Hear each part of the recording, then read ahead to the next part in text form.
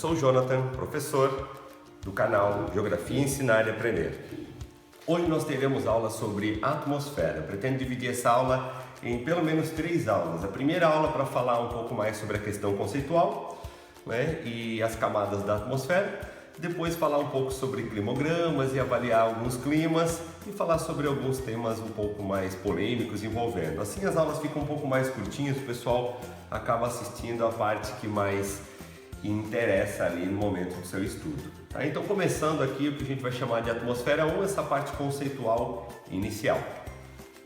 Então, a estrutura da atmosfera consiste em camadas que vão de 0 km até 600 km de altura. Então, daqui onde você está na Terra, nível do mar, até uns 600 km.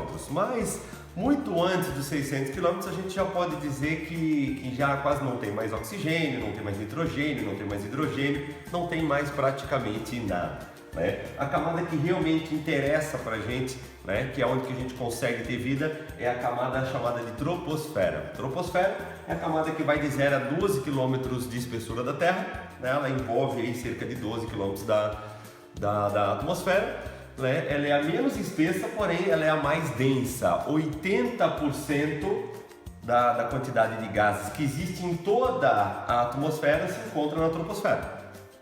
Então, é o único lugar onde eu consigo ter vida naturalmente. Tá? A troposfera ela é tão importante, né, que, por exemplo, depois dela praticamente nenhum avião consegue voar. Né? Você não tem oxigênio suficiente para fazer a combustão, por exemplo.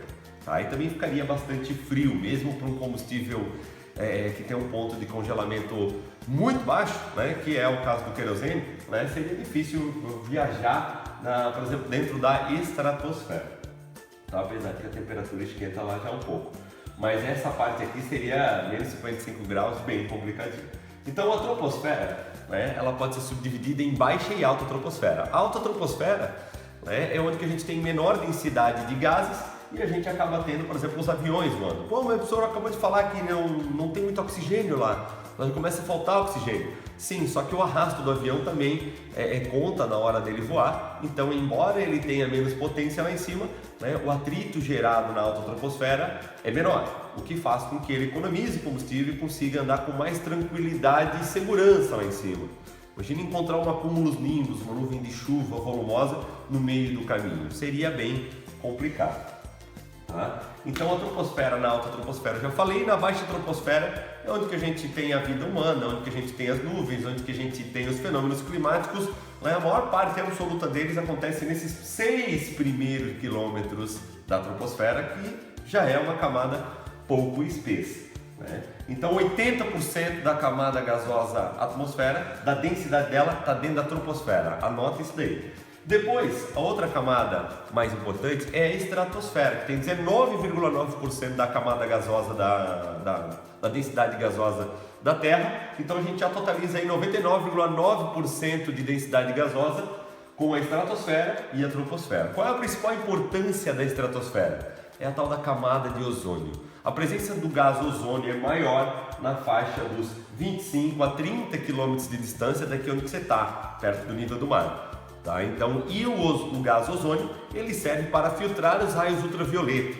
Né? O gás ozônio não é o principal responsável por manter a Terra aquecida, fazer um link direto de efeito estufa e camada de ozônio é um pouco complicado. Você pode errar em algumas questões com relação a isso. A mesosfera e a termosfera, aqui essa camada aqui vai até 100 km, mas na verdade a termosfera vai até uns 400, 500 km, depois a gente chega no espaço sideral, né?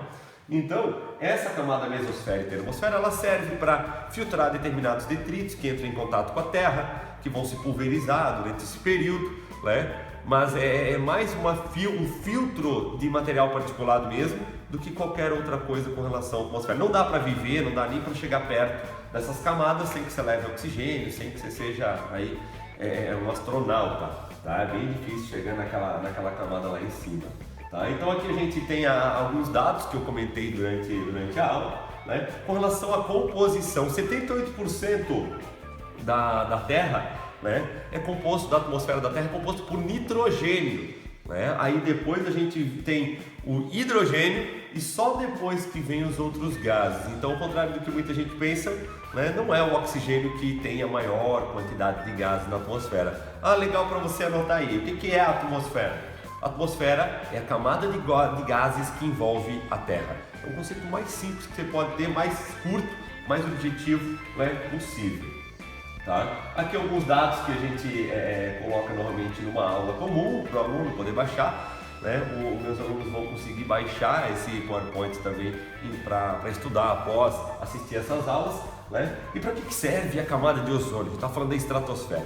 O ozônio ele serve para filtrar os raios ultravioletas, certo? Que podem ser nocivos para a nossa pele, pode provocar câncer de pele quando a gente entrar em contato com muito gás ozônio, por exemplo, muito ultravioleta, né? E pode provocar cegueira. Então é muito importante a gente utilizar materiais que sejam protegidos do raio ultravioleta, porque como a gente tem em alguns lugares do mundo uma redução dessa presença de ozônio, a gente acaba tendo uma predisposição maior a ter doenças de pele, por exemplo.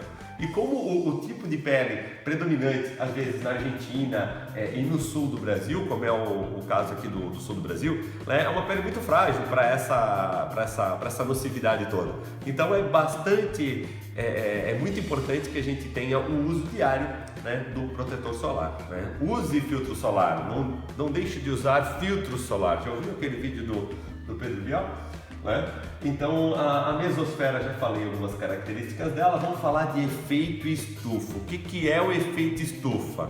Eu quero que você esqueça por enquanto esse slide aqui cheio de coisa. Eu jamais vou ler também os slides que tem muita coisa escrita, né? Isso é mais para o aluno estudar mesmo, né? Eu quero que você guarde isso daqui para você. Efeito estufa é a capacidade da atmosfera de reter calor. É isso que é o efeito estufa. O efeito estufa não é uma coisa criada pelo ser humano para atrapalhar a vida das pessoas. Muitas pessoas confundem aquecimento global com o efeito estufa. Aquecimento global é o que? A potencialização do efeito estufa. Então o efeito estufa você vai anotar aí que é um fenômeno natural, tá? É um fenômeno natural da Terra, onde que a gente tem 66% dos gases de efeito estufa são formados por vapor de água. Quando a gente fala em gás, não é gás daí, né? O vapor de água, a presença de água, de umidade relativa do ar na atmosfera é responsável por 2/3 da capacidade da Terra de se manter aquecida. O outro terço é principalmente formado por dióxido de carbono e metano. E o dióxido de carbono pode ser emitido em muito grande escala, né, através dos combustíveis fósseis, o que sim vai potencializar o efeito estufa. Então o aquecimento global é potencializar o efeito estufa. O efeito estufa é uma coisa necessária para a Terra se manter aquecida, por exemplo, durante a noite, quando não tem sol. Tá? Então pare de achar que efeito estufa é uma coisa nociva, uma coisa ruim. Tá? Então o dióxido de carbono pode potencializar? Pode, vai potencializar.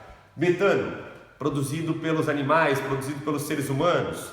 Né? O metano é o pum da vaca, o principal responsável por emitir metano na atmosfera no mundo. Tá? Então, um animal do tipo boi ou vaca, ele produz cerca de 5 a 6 litros de pum de metano por dia. Né? Isso contribui bastante para a retenção de calor na Terra. Então eu costumo até dizer que 1 quilo de carne é muito mais prejudicial para a atmosfera do que queimar 1 litro de óleo diesel. Né? Tamanha a importância aí de reduzir o consumo de carne nesse sentido. Não é um assunto de agora para a gente discutir, mas fica aí a dica. Tá ok? Então o nosso próximo vídeo já vai ser sobre aquecimento global e eu aguardo vocês no próximo vídeo, né? Não deixe de curtir e de seguir o canal, né? Para que a gente continue enviando materiais desse tipo. Falou, valeu!